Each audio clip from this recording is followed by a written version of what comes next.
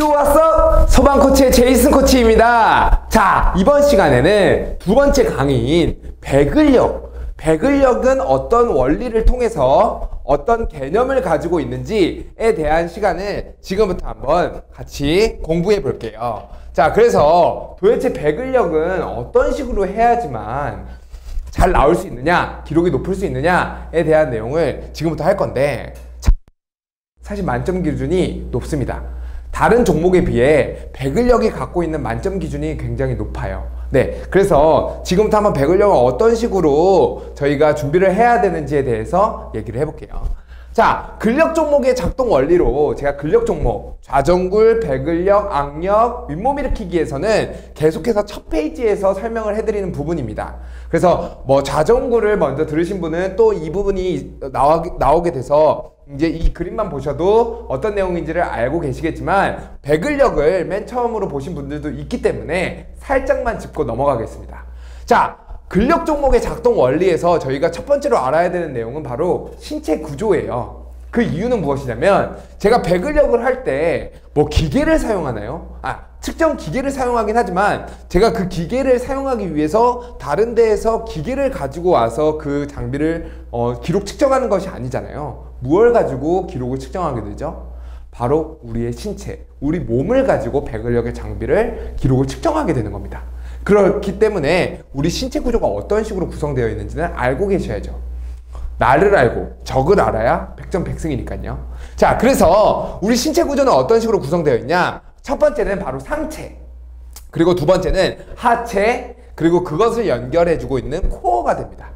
그래서 우리가 배근력을 할 때 상체를 어떻게 사용해야 되는지, 하체는 어떻게 사용해야 되는지, 이 코어는 어떻게 사용해야 되는지에 따라서 기록 측정을 잘 나타낼 수 있게 되는 거죠.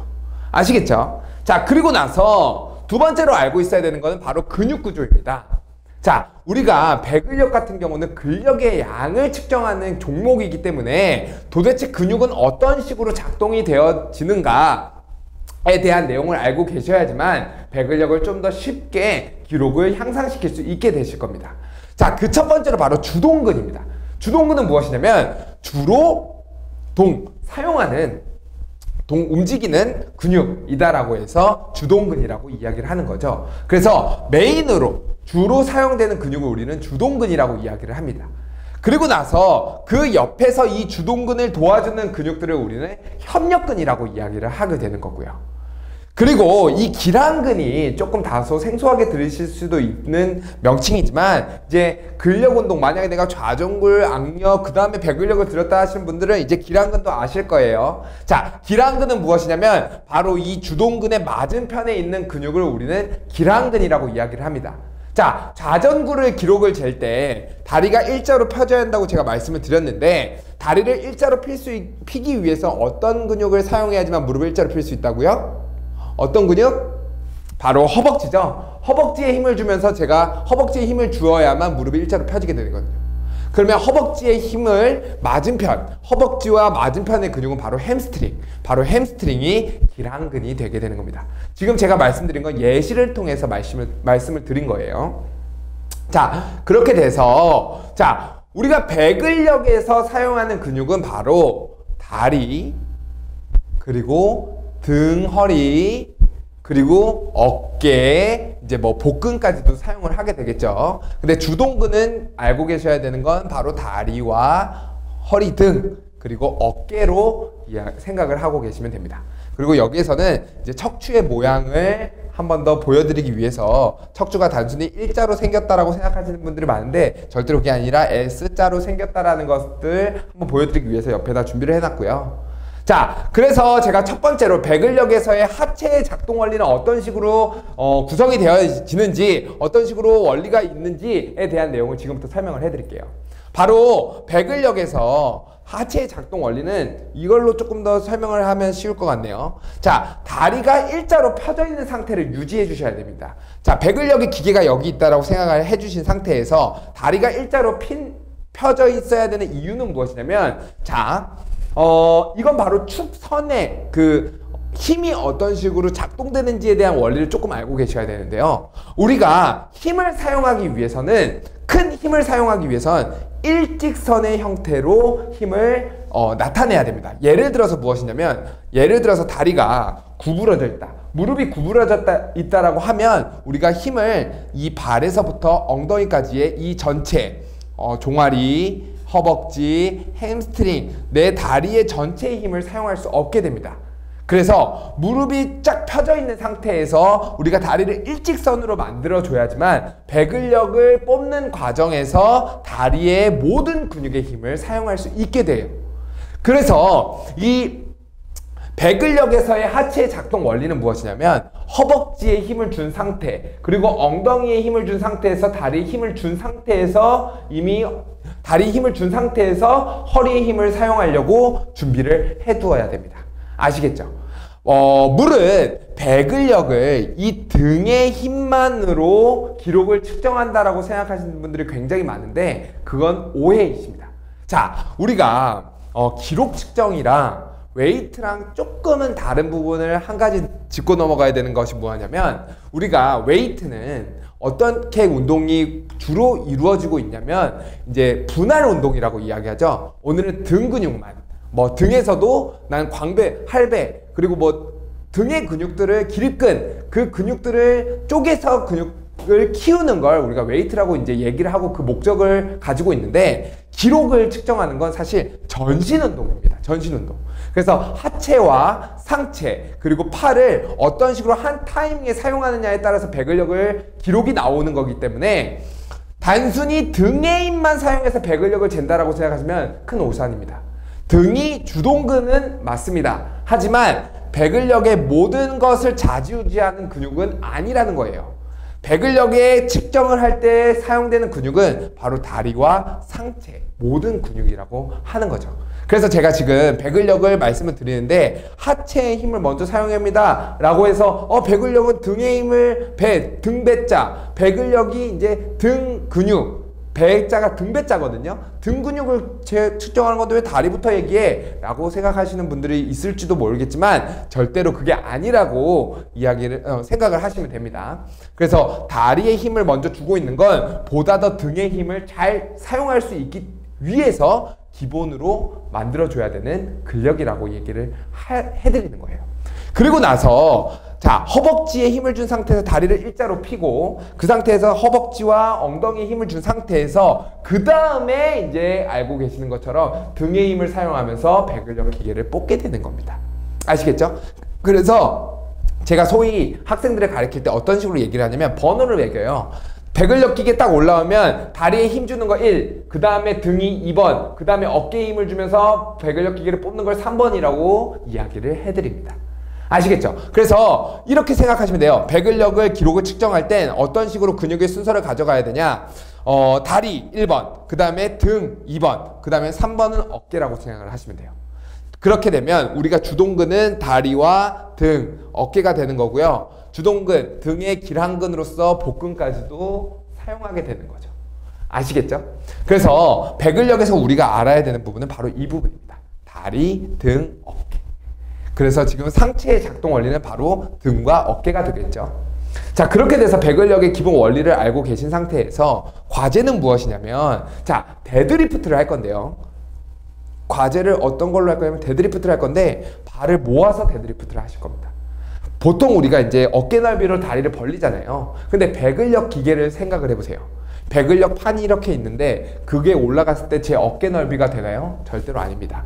그 판은 굉장히 어깨 넓이보다는 작은 넓이를 갖고 있어요. 그래서 아예 우리가 데드리프트를 할 때도 배근력과 동일한 자세로 데드리프트를 하신다고 생각하셔야 됩니다. 그 이유는 무엇이냐면, 데드리프트 좋죠. 데드리프트를 배근력과 함께 운동하는 거 좋죠. 근데 우리는 3주차라는 그 3주라는 효율성을 나타내야 되기 때문에 단순히 근력 종목만 하는 것이 아니라, 근력 운동만 하는 것이 아니라 배근력의 기술까지도 생각하면서 근력 운동을 해야 되기 때문에 제가 다리를 이렇게 두 발 모아서 데드리프트를 하라고 말씀을 드리는 겁니다.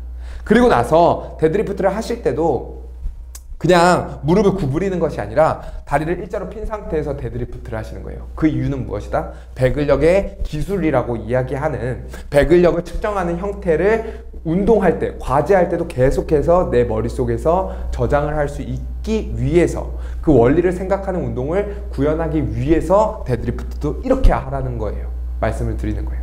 데드리프트로 보강 운동 하셔도 돼요. 근데 그것은 이 운동을 하고 나서 플러스 알파로 데드리프트를 하셔야 됩니다. 아시겠죠? 이제 그런 분들 있죠. 뭐 예를 들어서 데드리프트만 했는데 나는 배근력에서 다리 힘을 사용하지 않고 허리 힘만 사용해서 배근력을 당기니까 200이 넘습니다 라고 하시는 분들은 자신도 모르게 다리 힘을 사용하면서 등의 힘을 사용하게 되어 있어요. 절대로 다리 힘을 사용하지 않은 상태에서 등의 힘을 사용하는 건 있을 수가 없는 일입니다. 아시겠죠? 그럴 바에 제가 말씀드린 것처럼 작동 원리, 근육이 작동되는 순서를 보다 더 머릿속에서 명확하게 가져가시면서 배근력을 유식하게 그 작동 원리를 머릿속으로 원리를 생각하면서 운동을 하시면 효율성이 더 높다라는 걸 말씀드리는 겁니다. 그래서 과제는 바로 두 발을 모으고 다리를 일자로 핀 상태에서 데드리프트를 하시는 것을 제가 과제로 말씀을 드리는 겁니다. 그렇게 돼서 저희가 배근력이 만점 기준이 높아요. 이제 남성분들이 높습니다. 여자분들은 121이라고 하는 수치는 그렇게 높은 기록이 아닌데 남자분들이 206이라고 하는 건 사실 조금 높은 기록이기는 것은 사실입니다.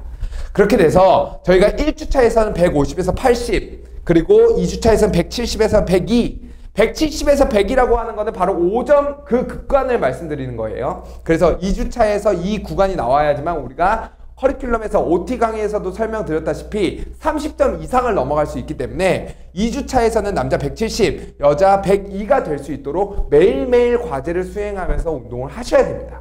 그리고 나서 3주차에 우리의 목표는 206과 여자분은 121이 되는 거예요. 이건 바로 만점 기준이고요. 그리고 제가 다시 한번 설명을 해드리면 바로 이번은 과제분, 사실 개념 강의보다도 더 중요한 부분이기도 합니다.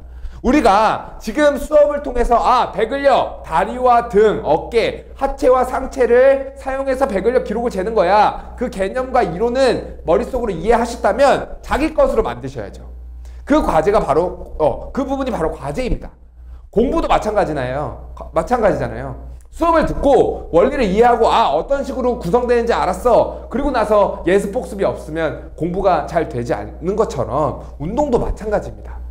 자, 그렇게 돼서 배근력은 꼭 기록 측정을 2회를 하루에 한 번씩 매일매일 하는 것을 필수로 합니다. 제가 OT 때 말씀드린 것처럼 기록 측정은 선택이 아닌 필수입니다. 아시겠죠? 그렇게 돼서 배근력은 두 발 모아 데드리프트를 통해서 운동을 해줍니다. 보면 이제 감이 오실 거예요. 자, 좌전굴에서 허벅지와 햄스트링, 복근과 등, 허리 운동을 했고요. 배근력에서 똑같이 다리와 등의 힘, 어깨 힘을 사용하면서 데드리프트를 하죠. 그러면 지금 좌전굴에서 힘을 기르고 상체 힘, 하체 힘, 배근력에서 하체 힘과 상체 힘을 길러요. 그 운동 형태가 다른 것 뿐이지 상체 힘, 하체 힘을 키우는 것은 동일합니다.